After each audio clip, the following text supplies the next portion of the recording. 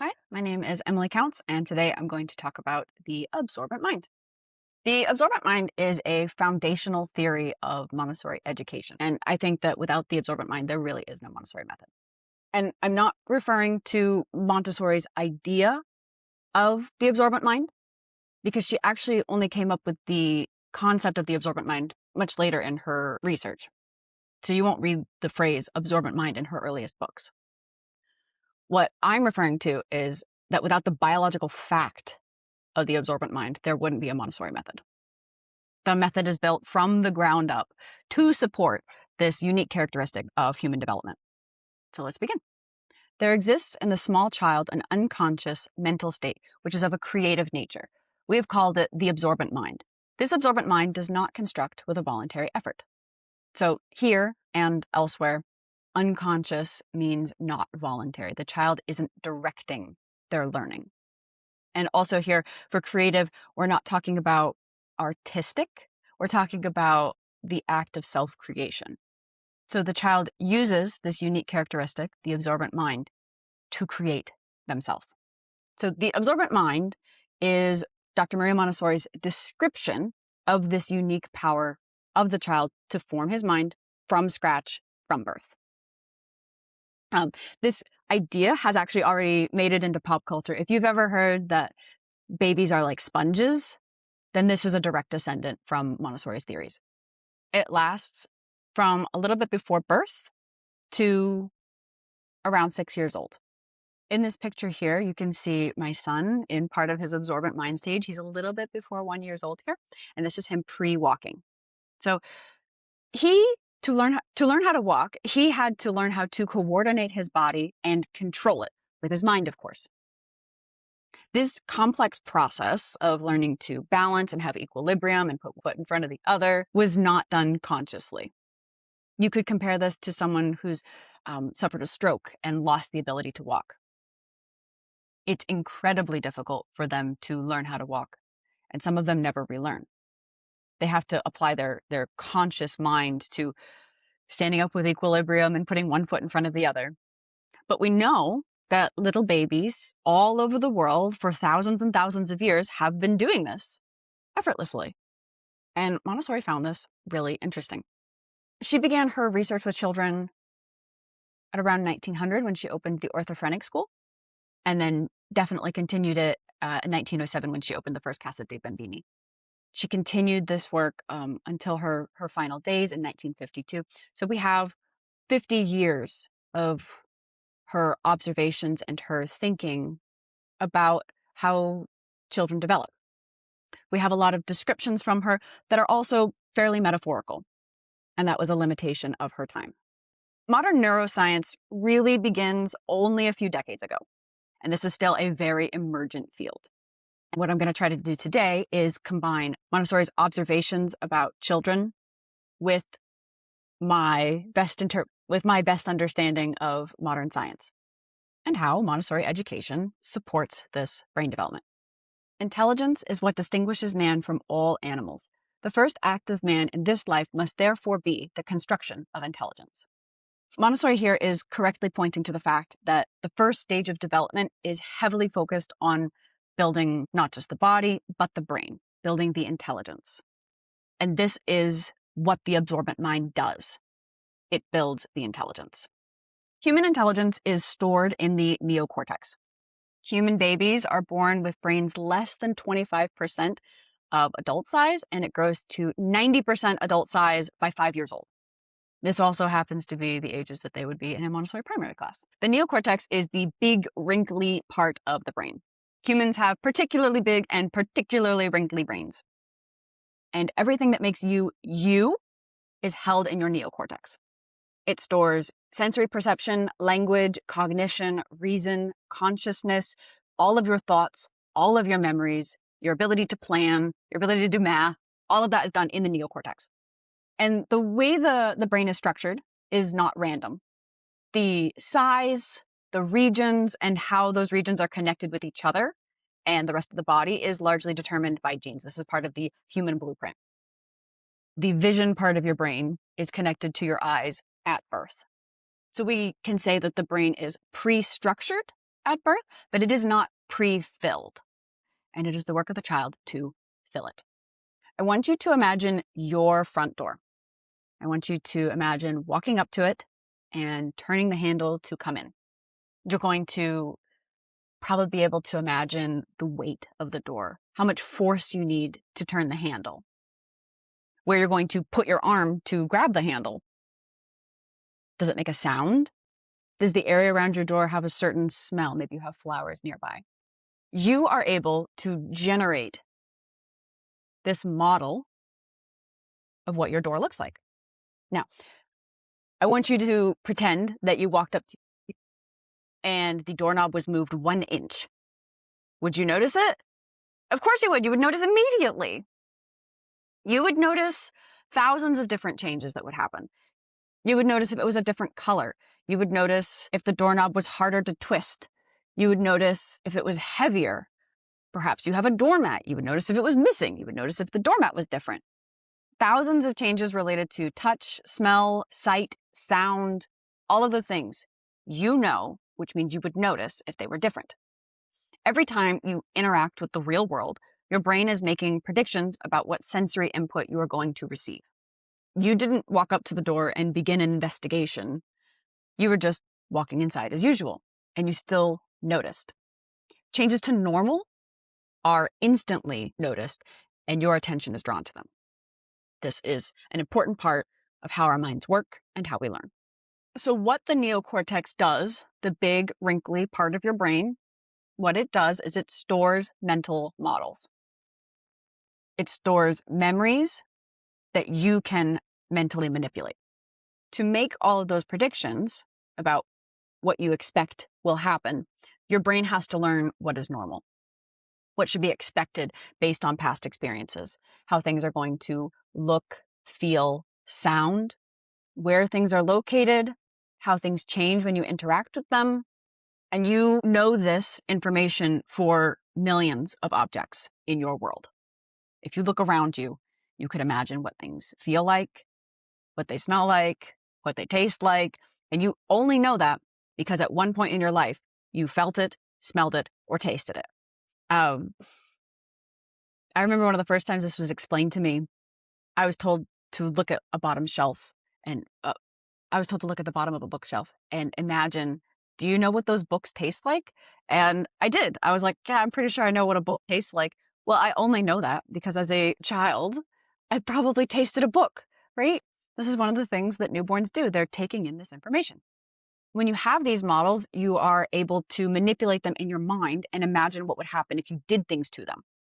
This allows you to plan things. This allows you to have an imagination. This allows you to create, taking this information that you know and putting it together in unique ways, or putting it together in everyday ways. This sounds pretty simple, but you were not born knowing any of this.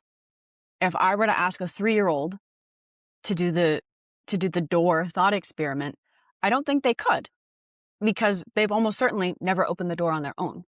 So you're only able to do this sort of thinking after you've experienced the world.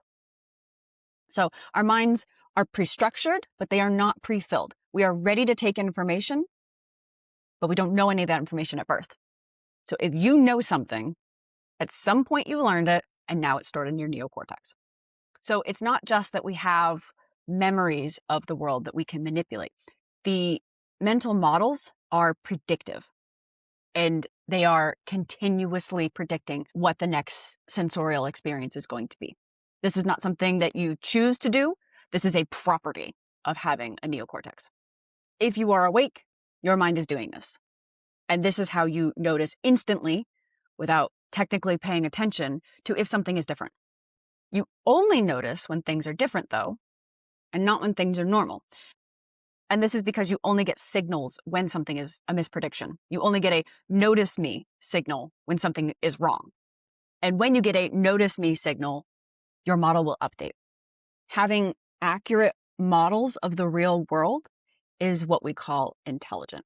Having an accurate model lets you be more imaginative, more creative, and better understand cause and effect in the world. So building an accurate model early in life will make future learning easier, especially once you're out of the absorbent mind stage of development.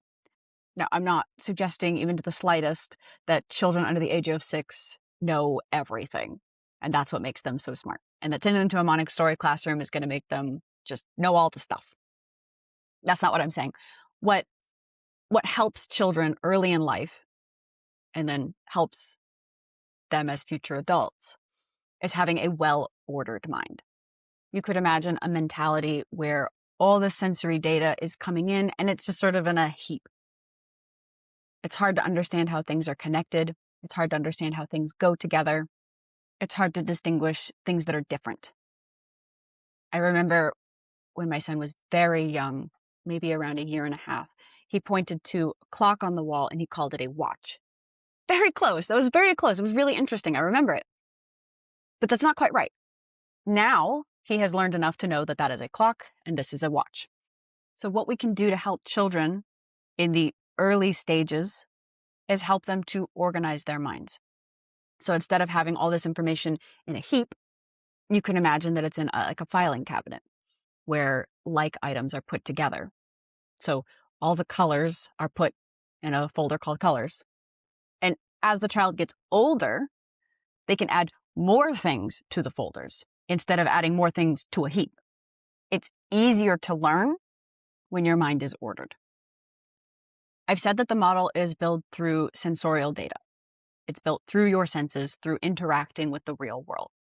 And you can get pretty technical on this, but the essential thing to know is that in order for that sensory data to be understood, it has to be moving. It has to be changing in time. And there's actually a pretty interesting game or experiment that you can do with a partner.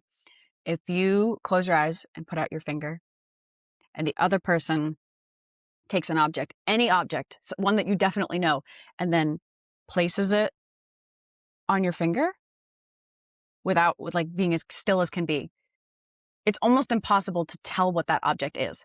But as soon as you're able to like move around, or the object is moved on your finger, you're getting changing information that is immediately comprehensible.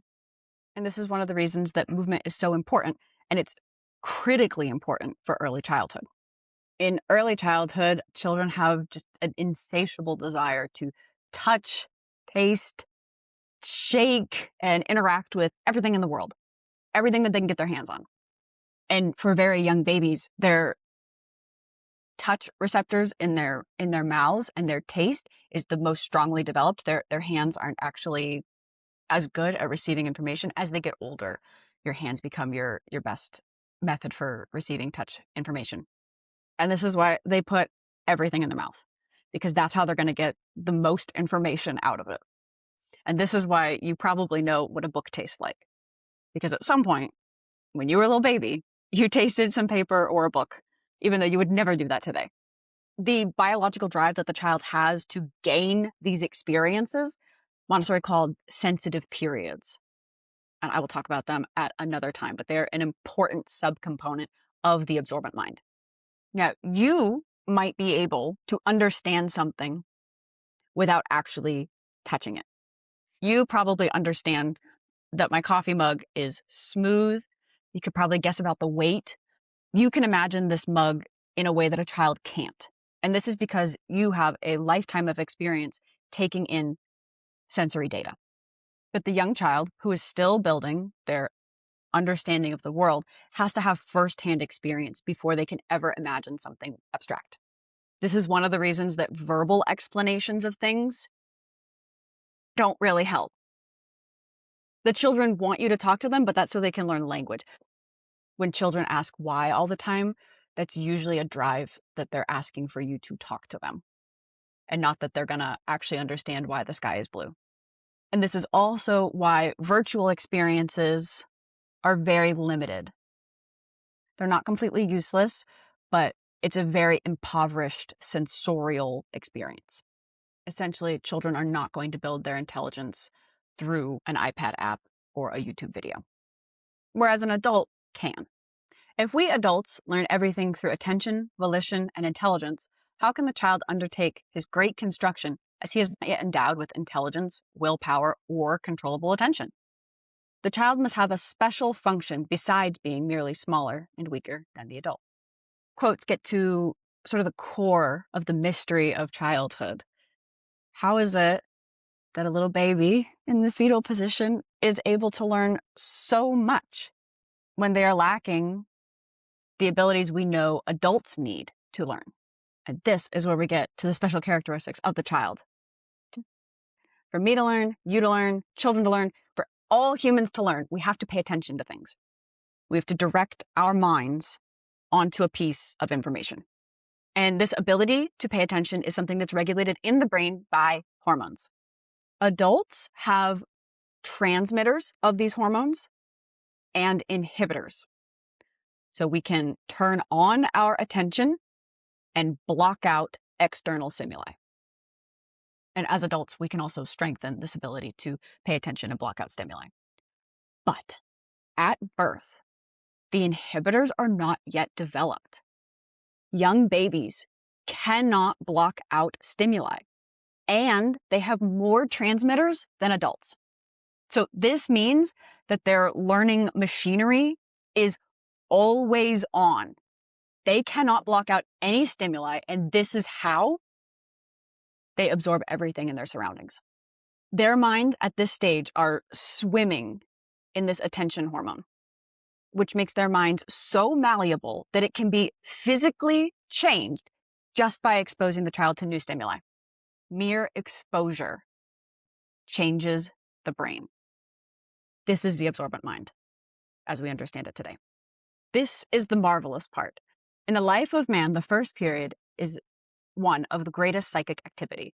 It is then that the accumulation of impressions is made upon which intelligence builds itself afterwards.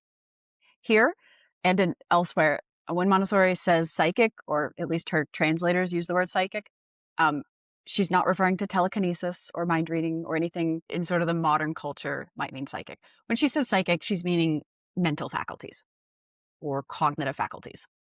So she's saying here, in the life of man, the first period of development is the one of the greatest mental development. It's the one of the greatest cognitive activity.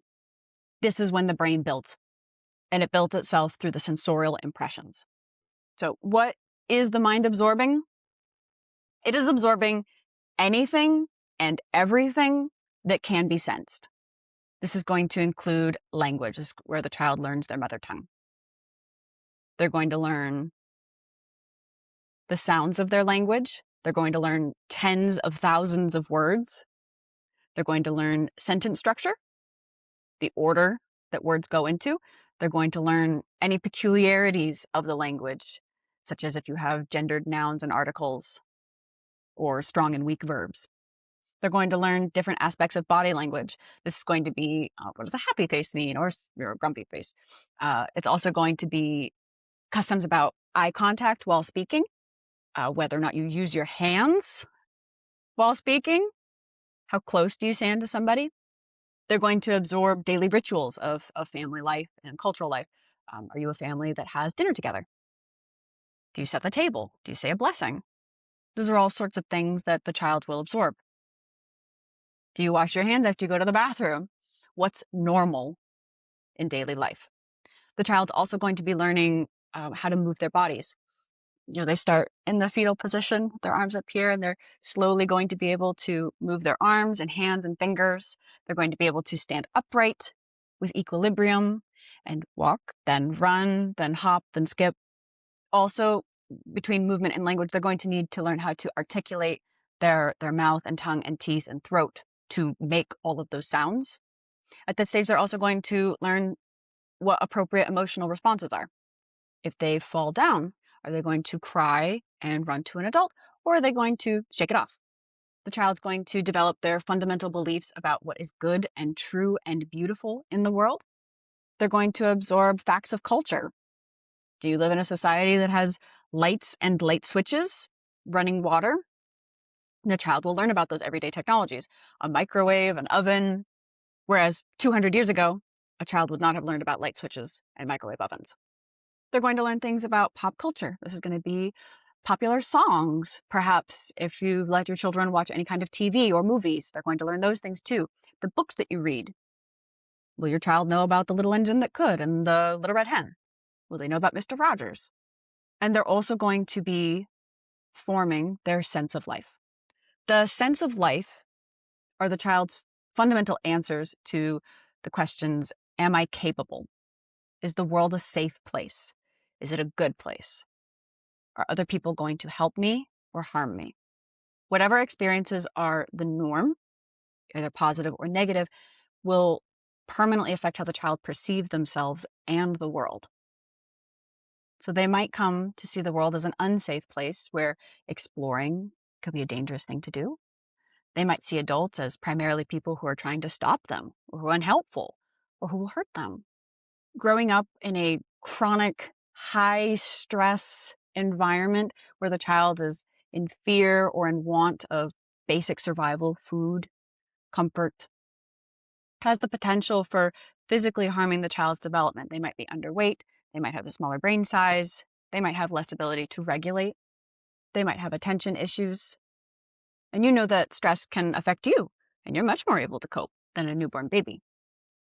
But some of the good news is that having at least one high-quality supportive relationship with an adult is known to be inoculating to much of the potential harm. You know, someone to come to the child when they're distressed, someone to support their development and read them stories and give them hugs and take care of them. Having at least one person in a child's life can offset a lot of the potential harm. And we also know that children are incredibly resilient and that overcoming some level of adversity is necessary for healthy human development. Now, of course, we're not going to intentionally load the children up with a dysfunctional life, but part of the purpose of childhood, part of the reason we have such a long time to learn, is so that children have an opportunity to overcome difficulties and struggle to achieve the things they want. This is what helps them learn I am capable. In this picture, you can see my son pushing a concrete mixer up a big dirt pile. And if I had gone over and picked up the toy and put it on top of the hill, I would have stolen that experience from him. He would have learned some sort of message about not being capable, about people doing things for him, about maybe being too small to do things. So removing all challenges and preventing children from learning in the name of safety or love, or it's just easier, is also potentially harmful. So what we're trying to do as caregivers is balance a work for it kind of mentality and protecting them from the most harmful things. We want to give them like a healthy level of struggle where they're putting on their own shoes and pushing their own trucks up the hill, but not having them fend for their own survival. Biologists asked themselves what meaning this long period of inertia in early infancy can have. It probably has a biological or cosmic function. Most certainly, it has a purpose. It is impossible that there should be no reason for it is evident that if a phenomenon exists in the first period of life, it cannot be but essential. In Montessori's time and before her, psychologists used to believe that babies were empty vessels, that they played no part in their creation, that they were purely reflexive, that they were only responding to stimuli. And Montessori considered this sort of absurd. What we see in other animals is that their first stage of development is used to help them adapt to the world they're going to be in. Kittens are learning to pounce and wrestle and play. Chimps are learning to hunt for termites. And they're using these initial stages to learn how to live. So Montessori believed that it would be absurd for humans to be different from that. That our long period of development was for us to adapt to our culture.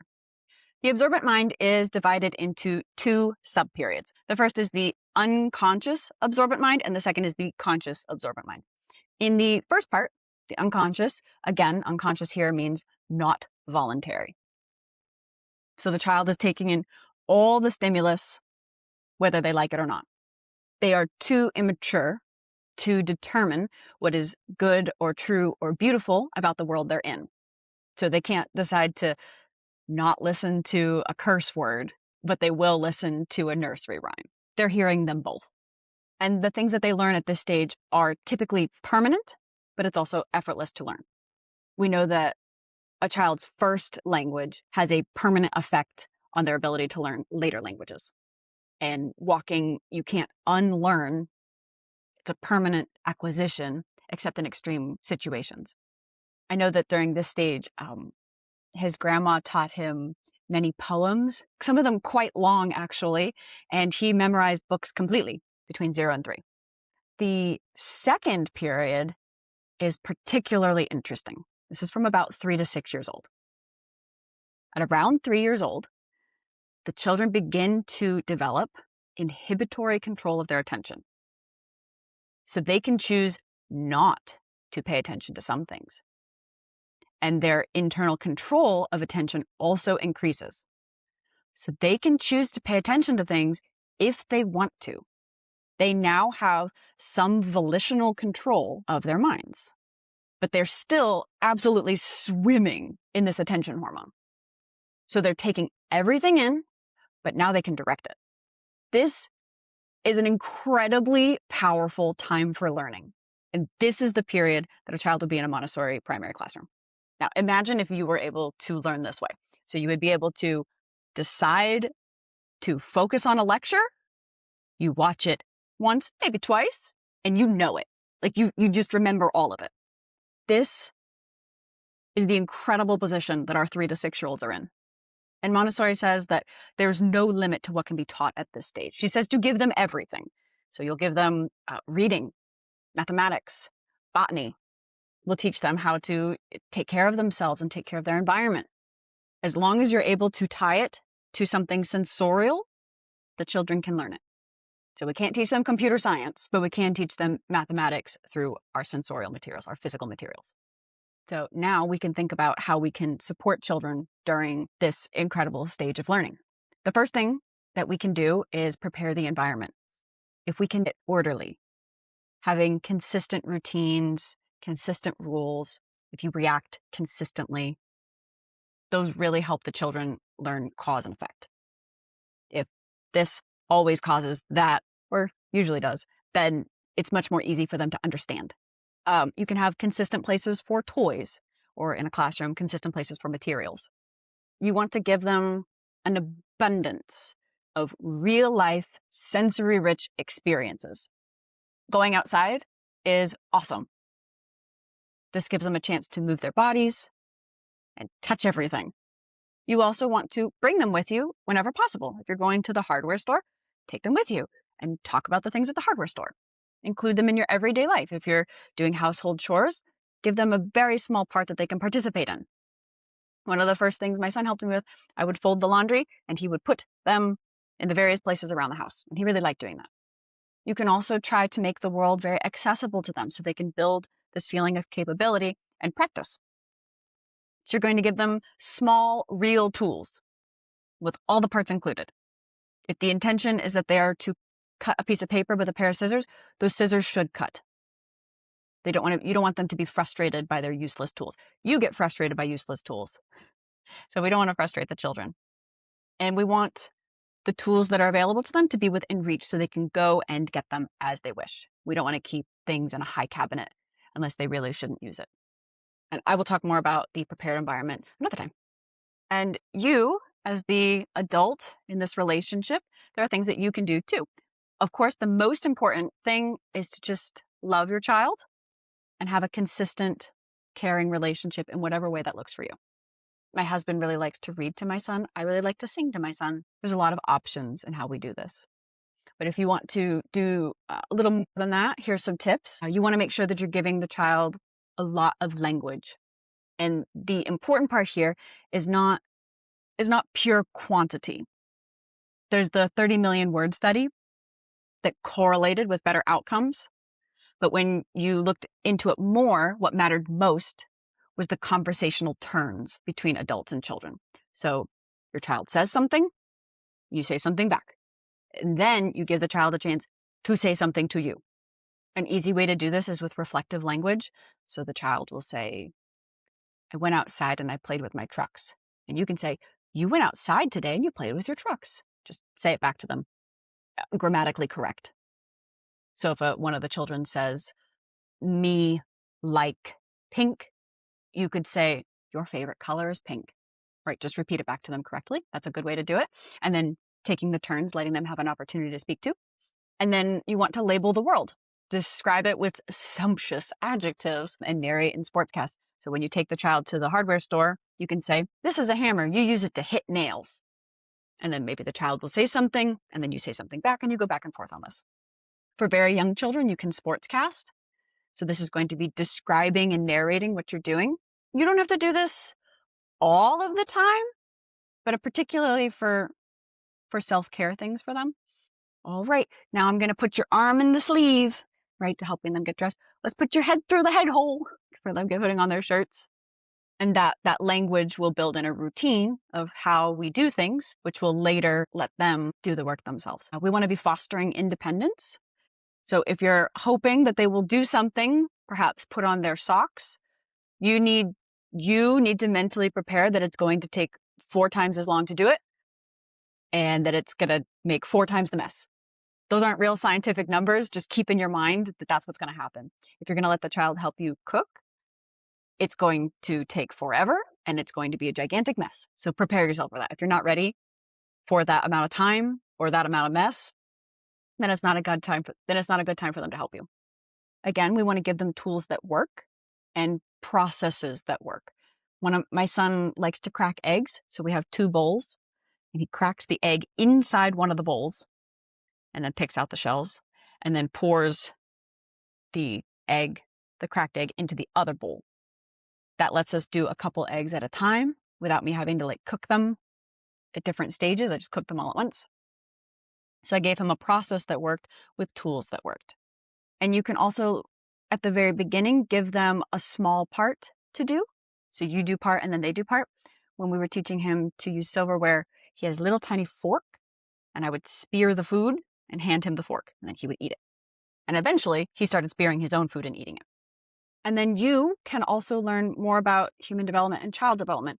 If you understand more about why children are so different, then it's easier to accommodate and support them.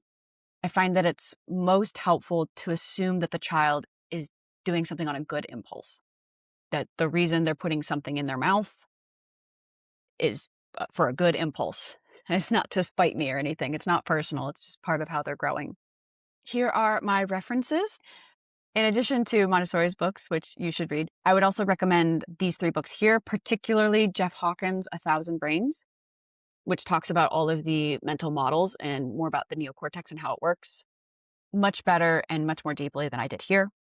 If you'd like to learn more about brain plasticity and learning in general, we have The Brain That Changes Itself. And Alison Gopnik's The Philosophical Baby is a wonderful book on child development as well. I hope this was valuable to you and you found something interesting in it. Thanks for watching.